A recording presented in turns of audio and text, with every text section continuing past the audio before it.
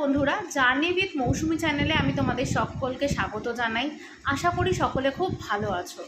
আজকে যে বিষয়টা নিয়ে আলোচনা করব, যারা যারা বাচ্চাকে পিজিতে বা নার্সারিতে ভর্তি করাচ্ছ না, যেসব অভিভাবকরা ডিরেক্ট এলকেজিতে অ্যাডমিশন করাতে চাইছো, সেক্ষেত্রে নার্সারির জন্য তোমরা কিভাবে প্রিপেয়ার করবে, বাড়িতে কি কি প্র্যাকটিস করাবে, তো তার জন্য আজকে কিছু শেয়ার করব।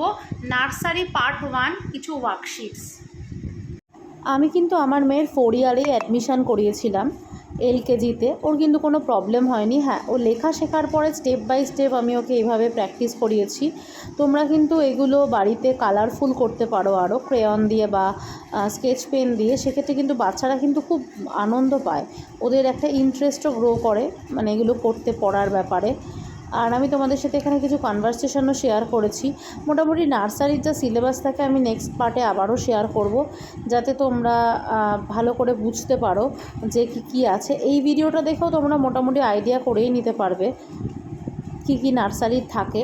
এইভাবে স্টেপ বাই স্টেপই করানো যায়। এখানে 1 to 10 অবধি নাম্বার নেমস আছে, বডি পার্টস আছে, আনস্ক্র্যাম্বল আছে, আফটার নাম্বার আছে, সব কিছু কিন্তু 1 থেকে 10 মধ্যে আছে। আর ইংলিশে তো A to Z মধ্যে আছে। আর এখানে রয়েছে কিছু কনভারসেশন, যেগুলো তোমরা বাচ্চা কথা বলার পরে কিন্তু শেখাতে পারো।